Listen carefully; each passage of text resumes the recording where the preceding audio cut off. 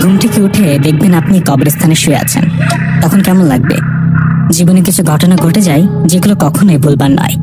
আজ থেকে কয়েক বছর আগের কথা। রাতে আমার ঘুম ভাঙে ভীষণ ঠান্ডায়। আরে এত ঠান্ডা লাগছে কেন? ঘুমানোর সময় তো কম্বল গায়ে দিয়ে ঘুমিয়েছিলাম, কম্বলটা কই? এইভাবে চোখ খুললাম। চোখ খুলে দেখলাম আমি আমার রুমে না, আমি শুয়ে আছি দুটো কবরের পাশে। চারিদিকে কুয়াশার মধ্যে আবসা আলোতে চারিদিকে তাকিয়ে বুঝলাম আমি কবরস্থানে। মুহূর্তে বুকের মধ্যে ধকপুক করে উঠলো। চোখ বড় বড় করে এদিক সেদিক তাকাতে লাগলাম। এটা কি দেখছি? এটা কি সত্যি নাকি স্বপ্ন? আমি কবরস্থানে কেন? আমার দুপাশে দুটো কবর। ভয়ে ভয়ে ডান পাশের কবরে তাকালাম। সেখানে তাকিয়ে আমি আরো অবাক, কারণ কবরে লাশ হয়ে শুয়ে আছি স্বয়ং আমি নিজেকে নিজে দেখছি, তাও লাশ অবস্থায়। এটা দেখে শরীর কাঁপতে লাগলো ভয়ে, আর বাম পাশের কবরে তাকাইনি। চিৎকার দিয়ে একটা দৌড় দিলাম, জায়গাটা ভালো মতো চিনতে পারছি না, ভয়ে আর ঠান্ডায় শরীর কাঁপছে।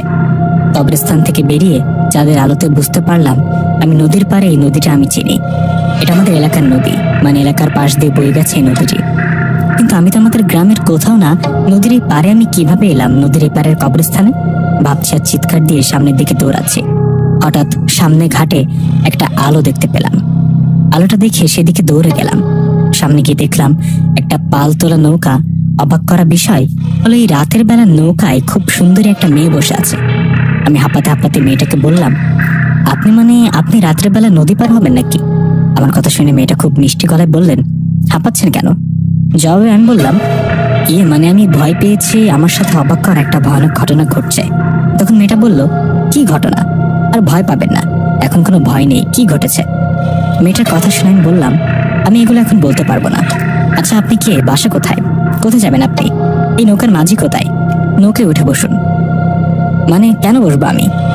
ওপারে যাবেন না নাকি এখানে থাকবেন? কিন্তু কে নিয়ে যাবে? আমি নিয়ে যাব। এই নৌকার মাঝে আমি। উঠে বসুন, যেতে যেতে কথা হবে। কি? আপনি? এই বলে মেয়েটার দিকে তাকিয়ে রইলাম। তখন মেয়েটা বলল, তাকে কি দেখেন? যাবেন নাকি আমি চলে যাব? না না, যাবেন না, আমাকে নিয়ে যান। এই বলে নৌকায় উঠে বসলাম। তখন মেয়েটা বলল, বললেন না তো কি হয়েছে? ভয় পাইছেন? ভয় পাইছি। আমি রাতে আমার রুমে ঘুমিয়েছিলাম, ঘুম থেকে উঠে দেখে আমি ওই কবরস্থানে শুয়ে আছি। মানে কি বলেন? পাগল হলেন নাকি নেশা করেন? আরে নেশা টেশা কিছু না, বিশ্বাস করেন। ঘুমের মাঝে নদী পার হয়ে এই পারের কবরস্থানে আসলেন, ঘুমের মধ্যে হাঁটাচলা করলেন নাকি? আরে না, আমার ওরকম কোনো সমস্যা নেই। তাহলে প্রেম করে প্রেমিকার সাথে দেখা করতে আসছেন, তাই না? প্রেমিকা, তাই না? এই পোড়া কপালে প্রেমিকা তো দূরের কথা, একটা পেতনিও জুটেনি, আর আপনি কি সব বলছেন? তাই? আচ্ছা, একটা কথা বলি। কি কথা বলেন? আমার কথায় তো এই গভীর রাতে আমার নৌকায় উঠলেন, আমি তো ভূত হতে পারি। এখন যদি আপনার ঘাড় মটকায় কি হবে? আমার কাছে আসবেন না বলছি। আসলে কি করবেন? লাফ দেব নৌকা থেকে। এই মাঝ নদীতে লাফ দিবেন? আচ্ছা দেন, লাফ দেন। তারপর আপনার লাশ নিয়ে আপনার বাসায় যাই। আমি কিন্তু সাঁতার জানি না। আমি ভূত না, ভয় নেই। জানি। আচ্ছা, আপনি মেয়ে মানুষ হয়ে এই রাতের বেলা নৌকা চালান, ভয় লাগে না? আসলে নৌকাটা আমার বাবা চালায়, বাবা অসুস্থ, তাই আমি নৌকা নিয়ে বের হয়েছি। গরিব মানুষ তো, খেতে তো হবে, তাই না? ও সেটা ঠিক। তারপর একা একা ওই যে আপনার ঘাটে এসে পড়েছে, নামুন। মানে বলছিলাম, আমার সাথে তো এখন টাকা নেই, আমি দিনের বেলা এসে দিয়ে যাব। আচ্ছা, খেয়াল করে দিয়ে যাবেন কিন্তু। মেয়েটার কথায় রাজি হয়ে নৌকা থেকে নিচে নামলাম। নিচে নেমে হাঁটতে লাগলাম। হঠাৎ মনে পড়লো মেয়েটার নাম তো জানা হলো না। এই ভেবে পেছনে ফিরে তাকাতে দেখি মেয়েটা সেখানে নেই। মেয়েটা তো দূরের কথা, ঘাটে কোনো নৌকা নেই। মানে কি, এই 10 সেকেন্ডের মধ্যে কোথায় গেল মেয়েটা? এত দূর কিভাবে সম্ভব চলে যাওয়া? আশেপাশে কোনো নৌকা নেই। ভয় শরীরের লোম দাঁড়িয়ে গেল। সেখানে দেরি না করে এক দৌড়ে বাসায় চলে আসলাম। জ্যোৎস্না রাত, কুয়াশার জন্য চারিদিকে ভালো মতো দেখা যাচ্ছে না। কম্বল গায়ে বসে বসে ফোন টিপছি আর ভাবছি, কাল রাতের মতো যদি আজকেও হয়। যদি আজকে ঘুম থেকে উঠে দেখি কবরস্থানে শুয়ে আছি, ভয় ঘুমাতে পারছি না। ঘড়িতে তখন রাত 12টা। হঠাৎ আমার জানালা ঠকঠকের আওয়াজ পেলাম, মনে হচ্ছে কেউ টোকা দিচ্ছে। আমি শব্দটা শুনে প্রথমে পাত্তা দিলাম না, কিন্তু আবারও সেই আওয়াজ। এবার বিছানা থেকে উঠে আস্তে আস্তে জানালার কাছে গিয়ে জানালার ফাঁক দিয়ে বাইরে তাকিয়ে দেখি ওই মেয়েটা। আরে ঠিকই তো, ওই মেয়েটা, যে মেয়েটা আমাকে নৌকায় নদী পার করেছিল। আমি জানালা খুলে মেয়েটার দিকে তাকালাম। মেয়েটা আমার দিকে তাকিয়ে মুচকে হাসি দিলেন। সত্যি বলতে মেয়েটা আসলেই অপরূপ দেখতে, সুন্দরী। আমাকে দেখে মিষ্টি সুরে বললেন, কি অবাক হলেন? অবাক তো হবারই কথা। আপনি এত রাতে আমার বাসায় কেন? আর আমার বাসায় এলেন কি করে? জবাবে মেয়েটা বলল, বলবো, সবই বলবো। আগে চলেন। কোথায় চলবো? আমার সাথে নদীর পাড়ে যাবেন। আজকে চিন্তা করছি মাছ ধরবো, আপনি আমার সাথে মাছ ধরবেন, চলেন। মাথা খারাপ নাকি?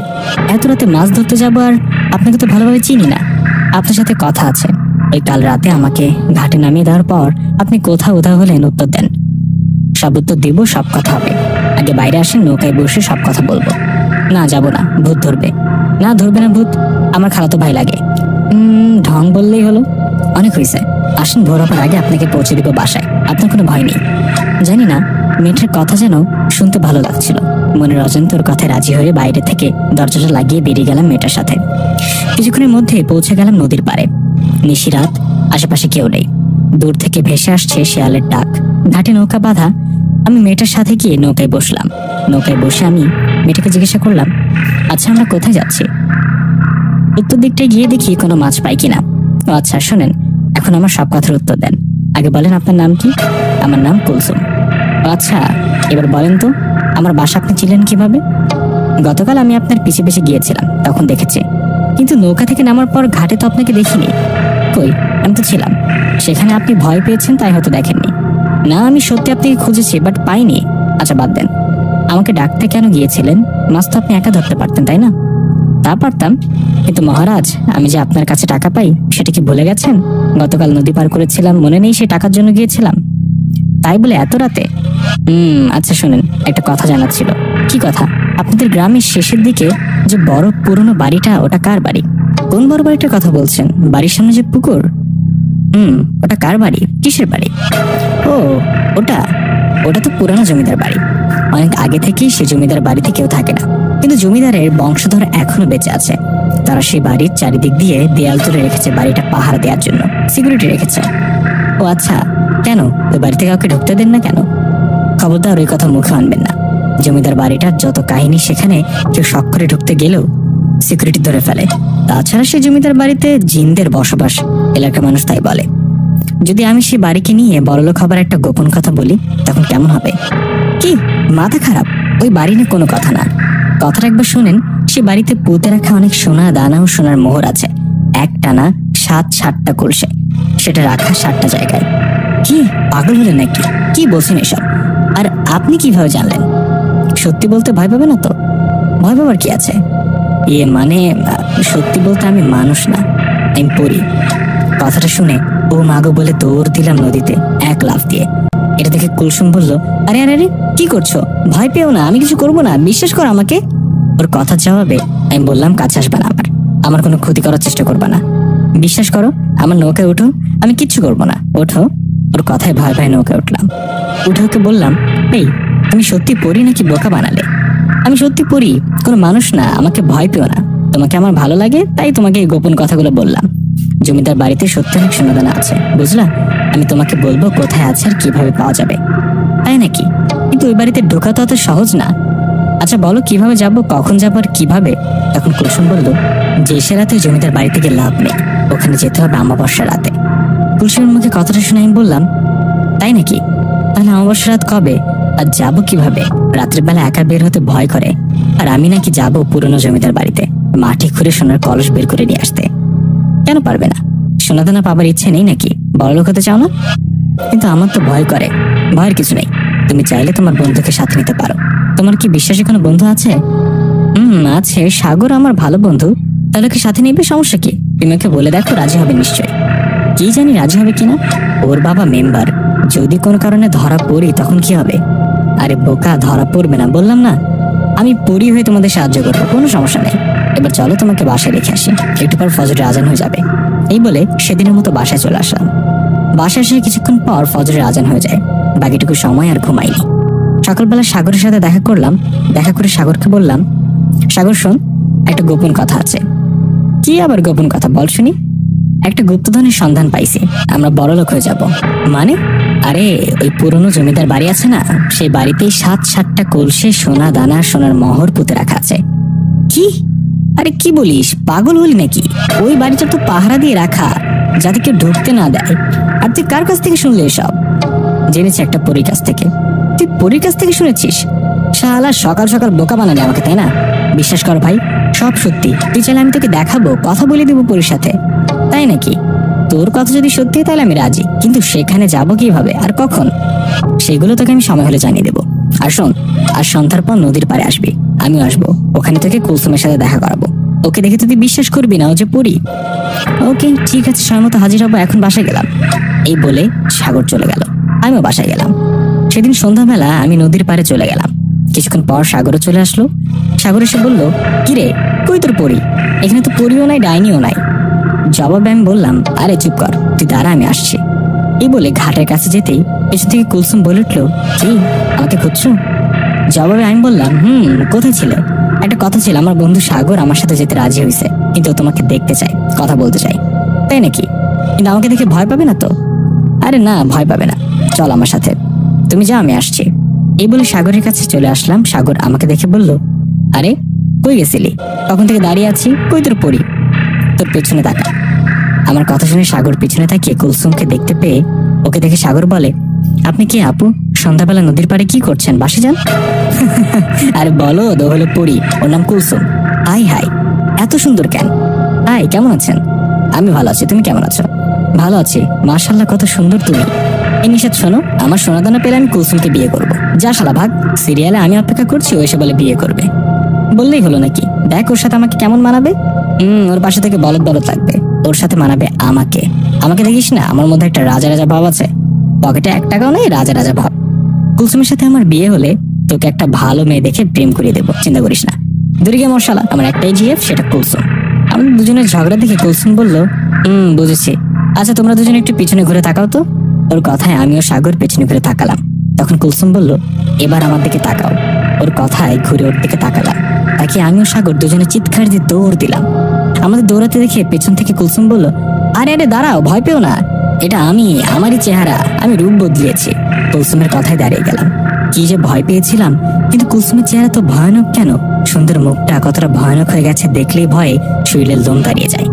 আমাদের থামিয়ে কুলসুম বলল, এখন তোমাদের ভালোবাসা কোথায় পালালো? দুজনে তখন একজন আরেকজনের দিকে তাকালাম। তাকে আমি সাগরকে বললাম, এবার ঠিক আছে না? তোর বউকে সুন্দর লাগছে, ফালতু কথা বলবি না। বিয়ে হলো না কিসের বউ? আমার কোনো বউ নেই, আমি কাউকে পছন্দ করি না। ও নাকি তো জিএফ বা তোদের খুব ভালো মানাবে। চুপ কর, আমি সিঙ্গেল, আমার কোনো জিএফ নেই, বুঝলি? একটু আগে না বললি ওকে বিয়ে করবি? এখন রূপ বদলিয়েছে তাই এমন করছিস, তাই না? তুইও বলেছিলি ও তোর জিএফ, এখন কি হলো তোর? আমাদের ঝগড়া দেখে কুলসুম আবারও বলল, তোমরা কি থামবে? এখানে কি ঝগড়া করার জন্য আসছো? ওর কথা শুনে আমিও সাগর চুপ হয়ে দাঁড়িয়ে রইলাম। তখন কুলসুম বলল, শোনো, আগামী পরশু অমাবস্যার রাত, সে রাতে কাজ করতে হবে। রাত 12টার পর দুজনে রেডি থাকবে, কালকে আমি তোমাদের সব বুঝে বলবো সোনা দানা কোথায় কিভাবে পুঁতে রাখা আছে। এখন বাসায় চলে যাও। কুলসুমের কথা শুনে সাগর বলল, কুলসুম তুমি আমাদের তোমার কোলে করে উড়ে উড়ে নিয়ে বাসায় রেখে আসো। আসো, আকাশে উড়ে নিচে ফেলাই দেবো, তখন পাখির মতো উঠতে পারবা। না থাক, হেঁটে চলে যাবো, কাল দেখা হবে। এই বলে সাগর আমি বাসার দিকে রওনা করলাম। পরের দিন রাতের ঘটনা। কুলসুম আমার রুমে আসলেন, এসে বললেন, কি তোমরা মানসিকভাবে রেডি তো? রেডি, কিন্তু তবুও ভয় ভয় করে। কখনো তো এসব কাজ করিনি, জানি না কি হবে। ভয় করো না, যা হবে ভালোই হবে। মানুষের ভয় না হয় বাদ দিলাম, জিনের ভয়ও তো হয়, জমিদার বাড়িতে জিনদের বসবাস। ওসব কিছু হবে না। এই নাও 2টো তাবিজ, একটা তুমি হাতে বাঁধবা আর একটা সাগরকে দিবে। ও হাতে বাঁধবে, আশা করি কোনো সমস্যা হবে না। যদি সিকিউরিটি গার্ড তোমাদের ধরে ফেলে তাহলে আমি তোমাদের রক্ষা করব, কোনো চিন্তা নেই। কাল অমাবস্যার রাত, তুমিও সাগর রেডি হয়ে নদীর পাড়ে আসবা, আমি ওখানে থাকবো। তোমাদের বলবো কোথায় আছে সেই সোনার ভরা কলস। এই বলে চলে গেল কুলসুম। পরের দিন সকালবেলা সাগরের সাথে দেখা করে সব বুঝে বললাম ওকে, আর বললাম রাতে নদীর পাড়ে আসিস, সময় মতো আমিও আসবো, কুলসুম ওখানে থাকবে। এই বলে বাসায় চলে আসলাম। ভয় হচ্ছে, কি যে হবে জানি না। যাই হোক, রাত হলো। রাত সবাই যখন ঘুমিয়ে পড়লো তখন আমি আস্তে করে বেরিয়ে পড়লাম নদীর দিকে। রাত তখন 11টা। নদীর পাড়ে পৌঁছে দেখি কুলসুম সেখানে অপেক্ষা করছে। আমি পৌঁছানোর কিছুক্ষণ পর সাগরও চলে আসে। আমাদের দুজনকে দেখে কুলসুম বলে, যাক সময় মতো আসছস, সাথে করে কোদাল নিয়ে আসছিস তো? আমি নিয়ে আসছি, চিন্তা করিস না। কুলসুম আমাদের উদ্দেশ্য করে বলল, এখন মনোযোগ দিয়ে শোনো, তোমরা জমিদার বাড়ির গেট দিয়ে ঢুকবা না, সেখানে গার্ডরা পাহারায় থাকে। তোমরা ঢুকবা পুকুর পাড়ের দিকের দেয়াল টপকিয়ে। ওর কথা শুনে আমি বললাম, আচ্ছা তারপর জমিদার বাড়িতে ঢুকে কোন দিকে যাব? তখন কুলসুম বলল, তোমরা জমিদার বাড়িতে ঢুকে বাড়ির পেছনে চলে যাবা। সেখানে জমিদারের ফুলের বাগান ছিল, এখন ফুলের বাগান নেই, জায়গাটা লতা পাতা দিয়ে জঙ্গলের মতো হয়েছে। সেখানে মাটিতে পুঁতে রাখা আছে সোনাদানা ভর্তি কলস। আমি তোমাদের জায়গা দেখিয়ে দেব, কোথায় মাটি খুঁড়বা। ওকে, এখন রওনা করো, আমি আছি তোমাদের সাথে। কুলসুমের কথায় রওনা করলাম পুরনো পরিত্যক্ত জমিদার বাড়ির দিকে। ভয় করছিল খুব, কিন্তু সোনাদানার লোভে সেই ভয়টা মনে হচ্ছিল না। যাই হোক, কিছুক্ষণ পর আমরা পৌঁছে গেলাম জমিদার বাড়ির কাছে। পৌঁছে আমি সাগরকে বললাম, সাগর দাঁড়া, আগে আমি উঠি, তারপর তুই ওঠ। কথা মতো আমি দেয়াল টপকিয়ে ভেতরে ঢুকলাম। তারপর সাগর ঢুকলো। চারিদিকে অন্ধকার, হাতের মধ্যে ছোট লাইটের আলোতে হাঁটছি। দূর থেকে বোঝা যাচ্ছে গার্ডেরা গেটের কাছে বসে আছে। আমরা অবশেষে ওদের চোখ ফাঁকি দিয়ে জমিদার বাড়িতে ঢুকলাম। অনেক পুরনো বাড়ি। আমরা সেখানে দেরি না করে তাড়াতাড়ি চলে গেলাম বাড়ির পেছনের বাগানে। সেখানে গিয়ে দেখি বাগানটা আর বাগান নেই, সেখানে জঙ্গলের মতো হয়ে গেছে। কুলসুম সেখানে দাঁড়িয়ে। আমরা সেখানে যাবার পর কুলসুম বলল, আসছো, কেউ দেখেনি তো? তখন আমি বললাম, না, কেউ দেখেনি। তাড়াতাড়ি বলো কোথায় মাটি খুঁড়বো। তখন কুলসুম এক এক করে 7টা জায়গা দেখিয়ে দিল। ওর কথা মতো প্রথম জায়গার মাটি খুঁড়ে সত্যি সত্যি একটা সোনা দানা ভরা কলস পেলাম। এতে আমিও সাগর দুজন বেশ খুশি। এভাবে 3টা জায়গা থেকে 3টা কলস বের করে ঠিক তখনই কুলসুম বলে, এই ওই দেখো, সিকিউরিটি গার্ডের লাইট হাতে এদিকেই আসছে, চলো এই 3টা কলস নিয়ে চলে আজকে। ওর কথা মতো 3টা কলস তাড়াতাড়ি করে নিয়ে জমিদার বাড়ি থেকে বেরিয়ে দৌড়াতে লাগলাম। উফ, অল্পের জন্য ধরা পড়িনি। যাই হোক, আমরা পেরেছি। আমরা এবার বড়লোক হব। সাগর আমার মধ্যে আনন্দের বন্যা বয়ে যাচ্ছিল। তখন আমাদের খুশি দেখে কুলসুম বলল, কি খুশি হয়েছে? এখন কলস 3টা খুলে দেখো কোনটা কি আছে। ওর কথা মতো প্রথম কলসটা খুলে সেখানে সব সোনা আর সোনার চেন পেলাম। দ্বিতীয় কলসটা খুলে দেখলাম সেটা ফাঁকা, কিছুই নেই। ওটা দেখে আমি সাগরকে বললাম, আরে সাগর, জমিদারের লোকেরা কি এটাতে কিছু রাখার সময় পায়নি নাকি? তখন সাগর বলল, হবে হয়তো, এটা দেখে কি লাভ, ফেলে দে। দেই বলে ফাঁকা কলসটা ভেঙে ফেলে দিলেন। 3 নম্বর কলসটাতে আমরা কলস ভর্তি সোনার মোহর পেলাম। এটা দেখে দুজনে অনেক খুশি। তখন কুলসুম বলল, শোনো, এটা দুজনে 2টা কলস নিয়ে নাও, নিজের পছন্দ মতো গোপন জায়গায় পুঁতে রাখো। ব্যাপারটা ঠান্ডা হলে কিছুদিন পর এসব তুলে বেচে দিও। যা ইচ্ছা কর। আর শোনো, আমি কিছুদিনের জন্য একটু বাইরে যাব, ভালো মতো থেকে কিছুদিন পরে দেখা হবে। এই বলে চলে গেল কুলসুম। কুলসুম, আমি ও সাগর দুজনে 2টো সোনাদানা ভরা কলস নিয়ে বাড়িতে আসলাম। বাড়িতে এসে আমি আমার কলসটা আমাদের বাগানে পুঁতে রেখেছি, আর সাগরের ঘরে পুঁতে রেখেছে। যাই হোক, এই ঘটনার ঠিক 3 দিন পর আমাদের গ্রামে একটা ঘটনা শুরু হয়। গ্রামের লোকেরা একটা পাগলের মতো লোককে দেখতে পায়। লোকটার সারা শরীরে ঘা, সেগুলোতে রক্ত আর পুঁজ পড়ছে। ভয়ের কথা হলো, লোকটা যে সে দেখে সেই রোগে আক্রান্ত হয়। তার সারা শরীরে ঘা সৃষ্টি হয় এবং শরীরে কাঁপুনি দিয়ে অনেক জ্বর আসে এবং অবশেষে সে মারা যায়। এটা ভয়ানক মহামারীতে পরিণত হয়েছে পুরো গ্রাম। গ্রামের মধ্যে একটা আতঙ্ক ছড়িয়ে পড়েছে। যে ওই পাগলের মতো লোকটাকে দেখে, যার সারা শরীরে ঘা, ওনাকে যে দেখে তার শরীরে ঘা হয় আর কাঁপুনি দিয়ে জ্বর আসে আর সে মারা যায়। একসময় অবস্থা এতটাই খারাপ হয়ে যায় যে সন্ধ্যা হলে কেউ ঘর থেকে বাইরে বের হয় না। কে জানে কখন চোখে পড়ে সে লোকটা। কিন্তু এভাবে আর কতদিন থাকা যায়? এই লোকজন সবাই মিলে মেম্বারের সাথে দেখা করলেন। মেম্বার বিষয়টা নিয়ে সবাইকে উদ্দেশ্য করে বললেন, সবাই শোনেন, কেউ যদি এই পাগলের মতো লোকটাকে দেখেন তাহলে 2-3 জন মিলে ওনাকে ধরে আমার কাছে নিয়ে আসবেন। সব সমস্যা সৃষ্টি করেছে লোকটা, ওনার কঠিন বিচার হবে। মেম্বারের কথায় রাজি হয়ে সবাই চলে গেলেন। কিন্তু চাইলেও সেই লোকটাকে খুঁজে পাওয়া যায় না। উনি যাকে দেখা দেয় সে দেখে, আর যে দেখে সে তো ওই রোগে আক্রান্ত। গ্রামের মধ্যে আতঙ্কের ছাপ। কেউ কেউ গ্রাম থেকে তাদের আত্মীয়র বাড়িতে যেতে শুরু করলেন। এসব দেখে গ্রামের কয়েকজন মিলে ঠিক করলেন একজন হুজুর নিয়ে আসবেন গ্রামে। ডাক্তার তো এই রোগের সারাতে পারছে না। কথা মতো 2 দিন পর গ্রামে একজন হুজুর নিয়ে আসলেন।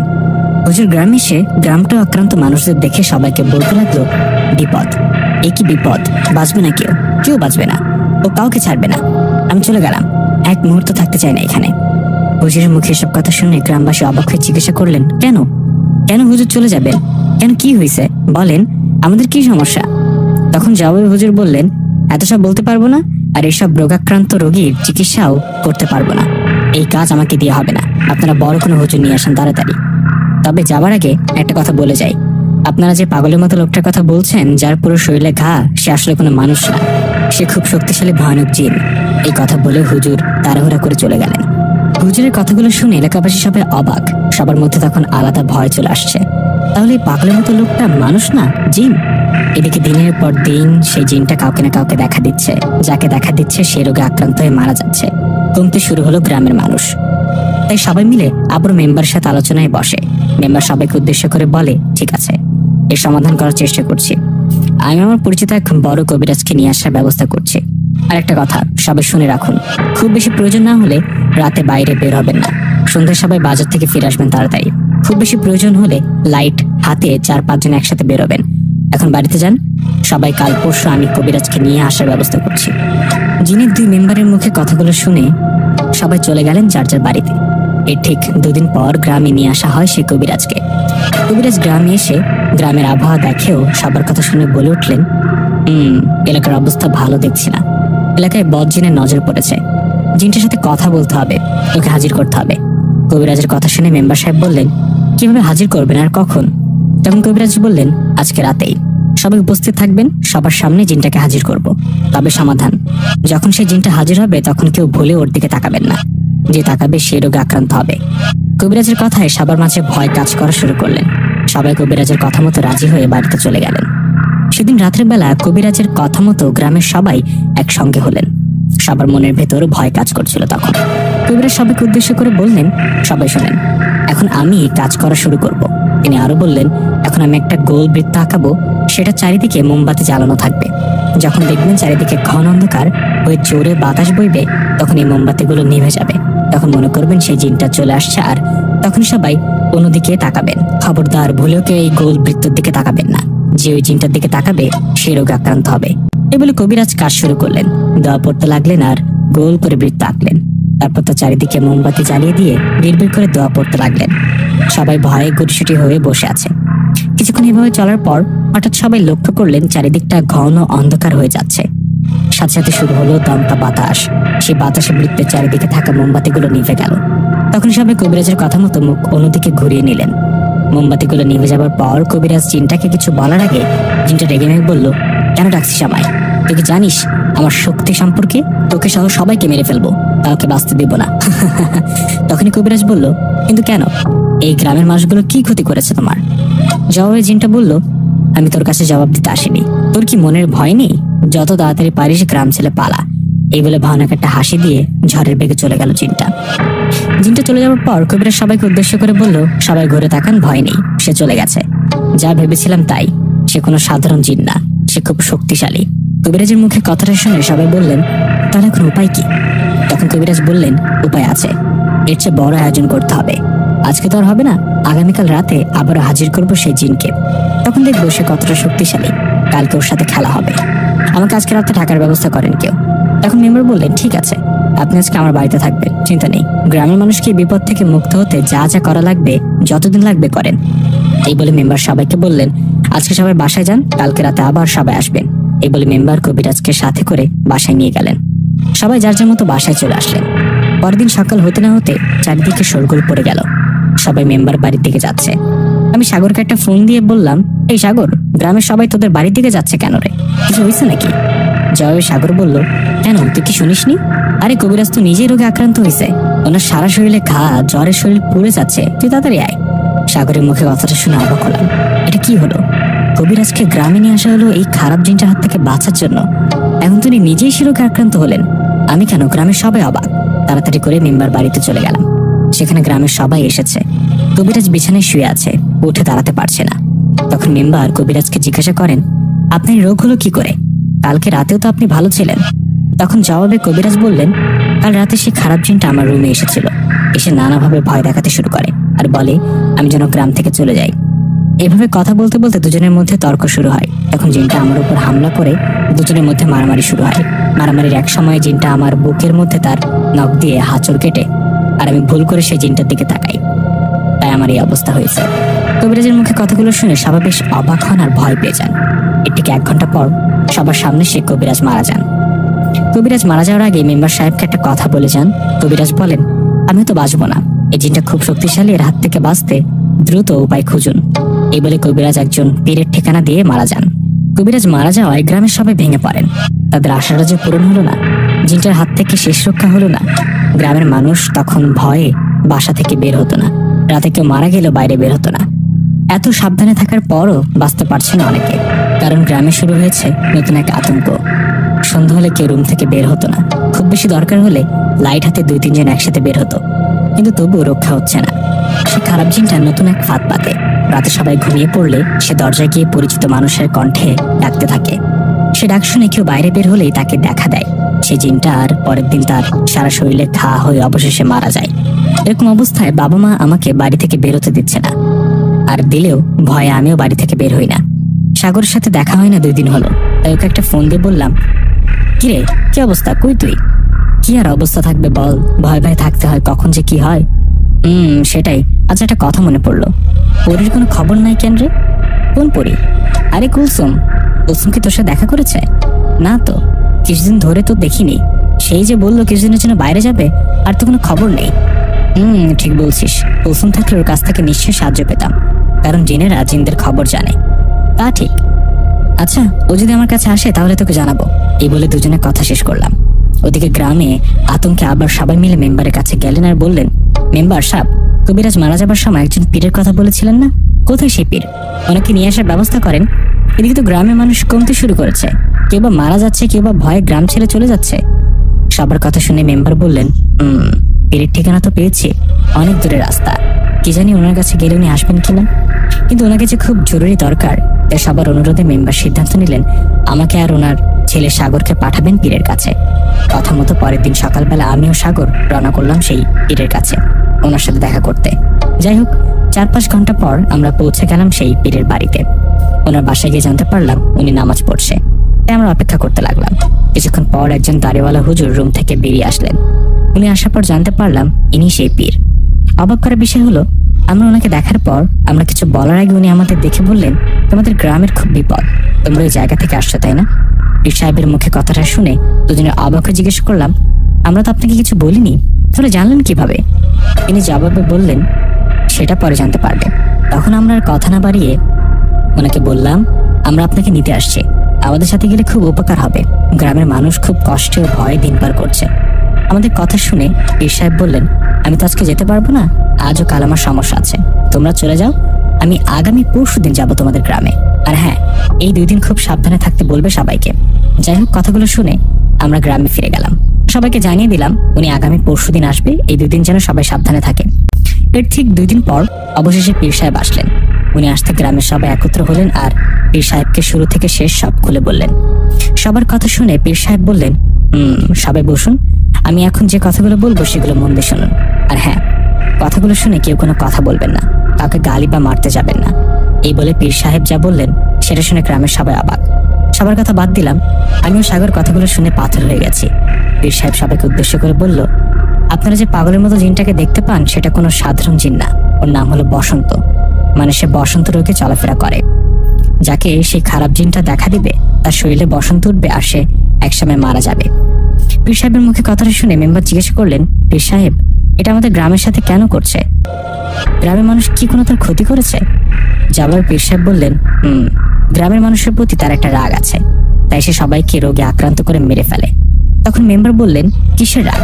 আর হঠাৎ কোথা থেকে আসলো সে জিনটা? এতদিন তো ছিল না। তখন পীর সাহেব বললেন, এতদিন সে বন্দী ছিল, তাই সে আসতে পারেনি। সেই জিনটাকে বন্দি থেকে মুক্ত করেছে তার আর কেউ না, আপনার ছেলে সাগর আর নিশাদ। সাহেব মুখে কথাটা শুনে আমারও সাগরের মাথা যেন আকাশ ভেঙে পড়ল। গ্রামের সবাই এক দৃষ্টিতে আমাদের দিকে তাকালো। তখন আমিও সাগর বলে উঠলাম, আমরা মানে না, আমরা কিছু করিনি, আমরা কিছু জানি না। তখন পীর সাহেব মুচকি একটা হাসি দিয়ে বলল, তোমরা সেই জিনটাকে মুক্ত করেছো কিভাবে শুনবা? আমরা বললাম, বলেন, আমরা শুনতে চাই। তখন পীর সাহেব বলতে শুরু করলেন। উনি বললেন, শুরু থেকে বলি শোনো। আজ থেকে 200-300 বছর আগের কথা। তখন জমিদার বেঁচে ছিলেন। এই খারাপ জিনটা তখন প্রথমেই গ্রামে মানুষের উপর আক্রমণ করে, তাদের মধ্যে রোগ ছড়াতে থাকে। এটা দেখে জমিদার একজন তান্ত্রিক দিয়ে এই খারাপ জিনটাকে মাটির কলসের ভেতর বন্দি করে আর তার বাগানে মাটির নিচে পুঁতে রাখে। এই 200-300 বছর সে মাটির নিচে কলসের ভেতর বন্দি ছিল। এই 300 বছর পর সে জিনের বংশধর তোমাদের দুজনকে বোকা বানিয়ে তাকে মুক্ত করছে। তোমরা যে পীরটাকে কুলসুম নামে জানো, তার নাম আসলে কুলসুম না। সে তোমাদের বোকা বানিয়ে সোনাদানার লোভ দেখিয়ে জমিদার বাড়ি থেকে সেই কলসগুলো তুলে এনেছে। তোমাদের কি মনে পড়ে তোমরা 3টা কলস পেয়েছিলে? সেই 3টা কলসের মধ্যে একটা কলস ফাঁকা ছিল। সেই কলসটার মধ্যে বন্দি ছিল সেই জিনটা। তোমরা কলসের মুখের ঢাকনা সরাতেই মুক্ত হয় আর সে প্রতিশোধ নিতে গ্রামের মানুষের মধ্যে আক্রমণ করে, তাদের মাঝে এই রোগ ছড়ায়। এবার বুঝলা তোমাদের বোকা বানানো হয়েছে? পীর সাহেবের মুখে কথাগুলো শুনে আমারও সাগরের মাথায় যেন আকাশ ভেঙে পড়লো। আমরা পাথরের মতো দাঁড়িয়েছিলাম। কি শুনলাম এগুলো? তাহলে কুলসুম আমাদের বোকা বানালো? আমাদের ভুলের কারণে তাহলে গ্রামের এই অবস্থা? পীর সাহেবের মুখে সব ঘটনা শোনার পর গ্রামের সবাই আমার ও সাগরের দিকে তাকিয়ে বলতে লাগলো, এদের জন্য গ্রামের আজ এই অবস্থা, এদের ক্ষমা নেই, এদেরকে গ্রাম থেকে তাড়িয়ে দেওয়া হোক।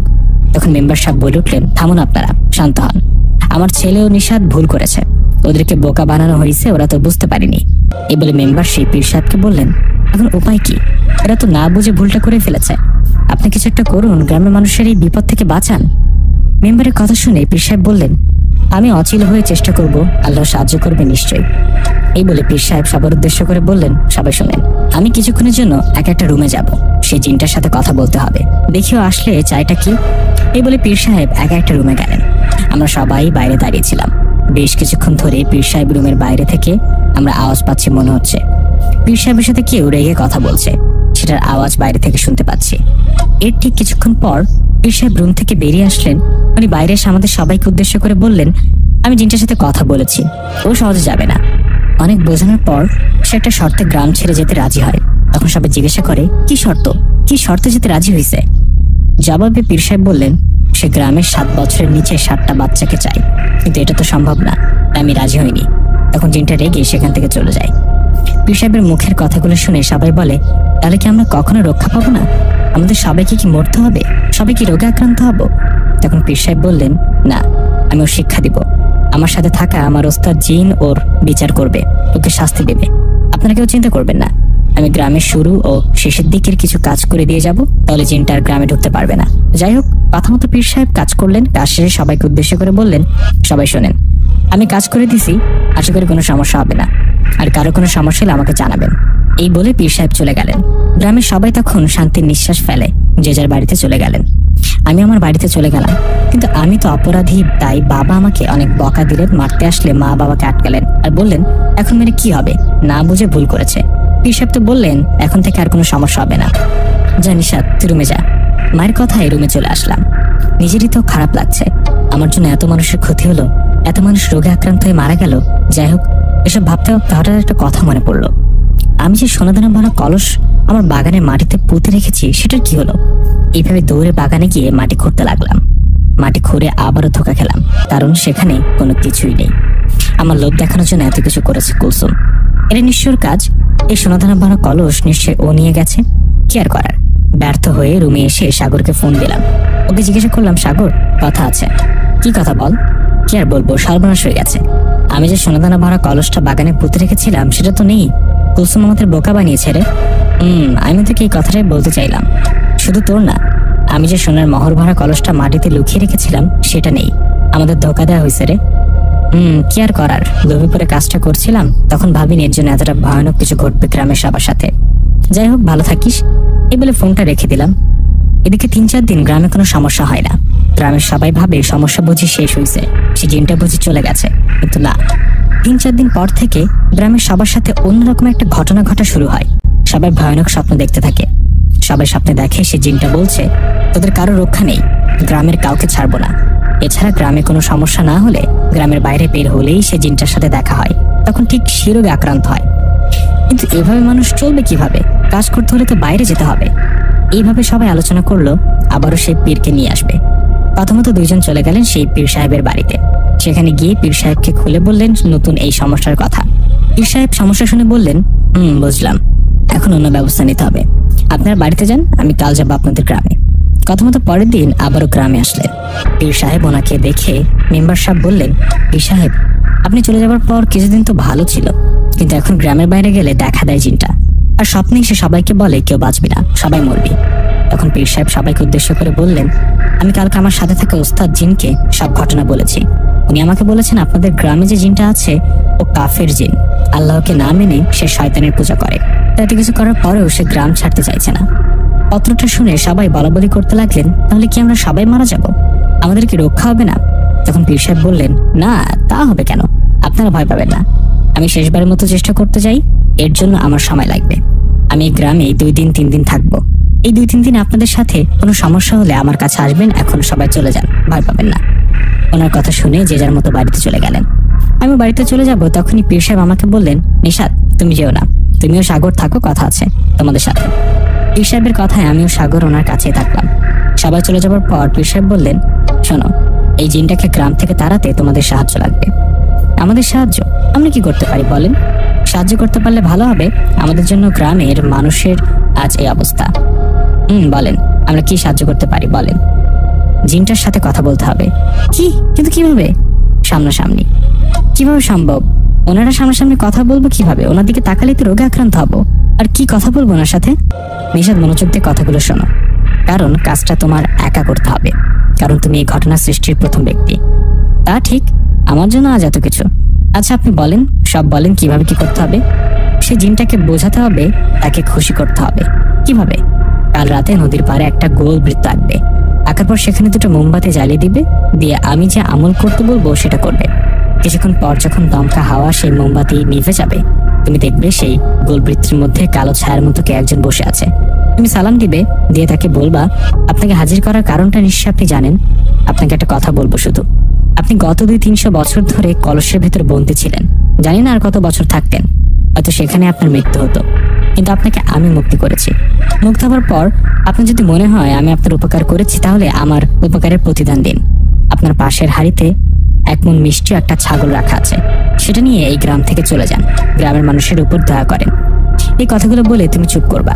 যদি সে তোমার কথায় রাজি হয় তাহলে মিষ্টি আর ছাগলটা নিয়ে চলে যাবে, আর যদি রাজি না হয় তাহলে সে কি বলবে সেটা শুনবা। তুমি মনে সাহস জোগাও। সাগর, তুমি ছাগল আর মিষ্টিগুলো নিয়ে নদীর পাড়ে দিয়ে আসবা। পীর সাহেবের মুখে কথাগুলো শুনে ভয়ে শরীর কাঁপতে লাগলো। আমি কি পারবো এটা করতে? তখন পীর সাহেব আমাকে শান্ত করে বললেন, ভয় পাবে না।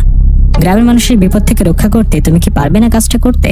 আর তোমার কিচ্ছু হবে না, আমি তোমার শরীর বন্ধ করে দিব। ওনার কথা শুনে জবাবে আমি বললাম, আমি পারবো, আমাকে পারতে হবে। আমি সব শুরু করেছি, আমি শেষ করব। কালকে কখন যেতে হবে বলেন? তখন পীর সাহেব বললেন, কালকে সন্ধ্যার পর চারিদিকে অন্ধকার হলে তখন তুমি নদীর পাড়ে চলে আসবা, আমিও সাগর ওখানে যাব। ওনার কথা শুনে সেদিনের মতো বাড়িতে চলে গেলাম। আগামীকাল আমার জন্য অন্যরকম একটা দিন হবে। জানি না আমি পারবো কিনা, কিন্তু যেভাবে হোক সেই জিনটার হাত থেকে সবাইকে রক্ষা করতে হবে, এতে আমার প্রাণ গেলে যাবে। যাই হোক, সেদিন খুব চিন্তা আর ভয় নিয়ে ঘুমিয়ে পড়লাম। পরের দিন সন্ধ্যাবেলা, পরের দিন সারাদিন খুব ভয় কেটেছে। খুব চিন্তিত লাগছিল। আমি কার মুখোমুখি হতে যাচ্ছি, যার সাথে দেখা হলে যে তার দিকে তাকালেই কিনা রোগে আক্রান্ত হয়ে মারা যায়, তার সাথে। যাই হোক, সন্ধ্যার পর মনে সাহস নিয়ে রওনা করলাম নদীর পাড়ের দিকে। হাঁটছি আর ভাবছি আমি কি পারবো। পারতে হবে আমাকে। হাঁটতে হাঁটতে কিছুক্ষণ পর পৌঁছে গেলাম নদীর পাড়ে। সেখানে পীর সাহেব ও সাগর আমার জন্য অপেক্ষা করছিল। আমাকে দেখে পীর সাহেব বলল, আসছো, তাহলে কাজ শুরু করা যাক, আর দেরি করা ঠিক হবে না। এই বলে একটা জায়গায় গোল বৃত্তে এঁকে তার ভেতর মোমবাতি জ্বালিয়ে পীর সাহেব আমাকে বললেন, এবার তোমার কাজ শুরু করো। মনে আছে তো কি কি বলতে হবে? মনে আছে। ওকে, তাহলে কাজ শুরু করো। এই যে মিষ্টি ও ছাগল পাশে রাখলাম, আমিও সাগর দূরে অপেক্ষা করব। ওকে? এই বলে চলে গেলেন সাগর ও পীর সাহেব। আমি একা সেখানে আল্লাহর নাম নিয়ে গোলবৃত্তের পাশে বসে পীর সাহেবের শেখানো দোয়া কালাম পড়তে লাগলাম। এর ঠিক 3-4 মিনিট পর চারিদিকে ঘন কালো অন্ধকার নেমে আসতে শুরু করলো। একটু পর চারিদিকে প্রচন্ড বাতাসে বৃত্তর মাঝে থাকা মোমবাতিগুলো নিভে গেল। ভয়ে আমার শরীর কাঁপতে লাগলো। আমি লক্ষ্য করলাম বৃত্তের মাঝে কালো ছায়ার মতো কে একটা বসে আছে। এটা দেখি আমি আর দেরি না করে পীর সাহেবের শেখানো কথাগুলো বলতে লাগলাম। আমি সালাম দিয়ে বললাম, আসসালামু আলাইকুম। আপনি তো জানেন এখানে আপনাকে কেন হাজির করা হয়েছে। আপনাকে আমি শুধু একটা কথা বলবো। আপনি গত 200-300 বছর কলসে বন্দী ছিলেন, জানি না কতদিন থাকতেন। সেখানে হয়তো আপনার মৃত্যু হতো, কিন্তু আমি আপনাকে মুক্তি করেছি। আপনি এখন মুক্ত, সেটা আমার জন্য। এখন আপনার যদি মনে হয় আমি আপনার উপকার করেছি, তাহলে আমার সামনে 1 মণ মিষ্টিও একটা ছাগল রাখা আছে। এটা নিয়ে দয়া করে আপনি গ্রাম ছেড়ে চলে যান। কথাটা বলে চুপ রইলাম। আমার কথা শুনে জিনটা বিকট শব্দে আহা করে হেসে উঠল। বলল, মানুষের বাচ্চা, আমাকে বোঝাতে আসবি না। ছাড়বো না আমি কাউকে, ছাড়বো না গ্রামের কাউকে, ছাড়বো না, আমি প্রতিশোধ দিব। এই বলে রেগে আমার দিকে এগিয়ে আসতে লাগলো। ভয় আমি চিৎকার দিব, ঠিক তখনই পেছন থেকে একটা আওয়াজে ভেসে আসলো, দাঁড়াও। আওয়াজটা শুনে সেদিকে তাকালাম। তাকিয়ে দেখলাম কুলসুম দাঁড়িয়ে, কুলসুমের সাথে আরেকজন বৃদ্ধ জিন। সেই বৃদ্ধ জিনটা এই খারাপ জিনটাকে বলছে, কি করছো? অনেক হয়েছে, এবার থামো। অনেক মানুষের প্রাণ নিছো। এই ছেলেটা তোমাকে বন্দি থেকে মুক্তি করেছে। ওকে মেরে ফেলতে চাও? ওকে ছেড়ে দাও। আর প্রতিশোধ অনেক হয়েছে, এবার চলো। এই বলে বৃদ্ধ জিনটা চলে গেলেন। সাথে কুলসুমও চলে গেলেন। যাবার আগে আমার দিকে তাকিয়ে বলে গেলেন, মাফ করো আমায়। ওরা চলে যাবার পর আমরা আবারও ভয় করতে শুরু করলো। চিন্তা করলাম চিৎকার করে একটা দৌড় দিব। ঠিক তখনই সে জিনটা বলে উঠলো, মাফ চাস তাই না? ওকে একটা শর্তে আমি এই গ্রাম থেকে চলে যেতে পারি। ওনার কথা শুনে ভয়ে ভয়ে বলে উঠলাম, কি শর্ত বলুন, সম্ভব হলে করব। তখন জিনটা বলল, শোনো, আমাকে 3টা জিনিস এনে দিতে হবে। কি জিনিস? সে জমিদার বাড়িতে একটা হাড়ির মধ্যে অনেক পুরনো হাড় রাখা আছে, সেই হাড়টা আমাকে এনে দিতে হবে। কেন, আপনি নিজে আনতে পারছেন না নাকি অন্য কারণ আছে? না, আমি পারবো না। জমিদার একজন হুজুরকে দিয়ে সেই হাড়িটা বন্ধ করে হাড়িটা ওটার ভেতর রেখে পুঁতে রেখেছে। তাই নাকি? কিসের হার? ওটার কোথায় রেখেছে আমি তো জানি না। তোমরা যে জায়গা থেকে প্রথম 3টে কলস তুলেছ তার পাশে আছে। ও ওকে, সেটা না হয় নিয়ে আসলাম। তারপর আর দুটো কি? সে হারটা নিয়ে আসার পর তুমি জমজমের পানি নিয়ে আসবা। জমজমের পানি তোমাদের মানুষদের মধ্যে থাকে অনেকের কাছে। আর 3টা কুমারী মেয়ের বুড়ো আঙ্গুলের 3 ফোঁটা রক্ত। সেই জমজম পানিতে কুমারী মেয়ের 3 ফোঁটা রক্ত দিয়ে সেই হাড়টা তাতে চুবিয়ে সেই পানি আমাকে খেতে দিবে। সেই পানি আমি খেলে আমার শরীরের বসন্ত সেরে যাবে, আমার শরীরে কোনো ঘা থাকবে না। যদি এই কাজটা করতে পারো তাহলে আমি এই গ্রাম থেকে চলে যাব, আর করতে না পারলে কাউকে ছাড়বো না। জিনটার কথাগুলো শুনে বেশ অবাক হলাম, তবু আমি রাজি গ্রামের মানুষকে এর হাত থেকে রক্ষা করতে। আমি সব পারবো, পারতেই হবে। এই ভেবে জিনটাকে বললাম আমি রাজি। আমি 3 দিন সময় নিলাম। 3 দিনের মধ্যে আমি সব রেডি করে আপনাকে এই জায়গায় এসে স্মরণ করব। তখন এসে সব নিয়ে যাবেন। আর হ্যাঁ, এই 3 দিন গ্রামের কারো কোনো ক্ষতি করবেন না। তখন আমার কথায় জিনটা রাজি হয়। আমি চলে যাবার আগে একটা কথা মনে পড়ছিল। আমি তখন জিনটাকে বললাম, আচ্ছা একটা কথা, একটু আগে যে মেয়েটা আসছিল ওকে, আর তার সাথে বৃদ্ধ জিনটা কে? জবাবে জিনটা বলল, মেয়ে জিনটা আমার বংশধর আর বৃদ্ধ জিনটা আমার বড় ভাই। যাই হোক, কথাটা শুনে আমি সেখান থেকে বাড়ির দিকে হাঁটতে লাগলাম। কিছুক্ষণ সামনে হাঁটার পর দেখলাম সামনে সাগর ও পীর সাহেব দাঁড়িয়ে আছে।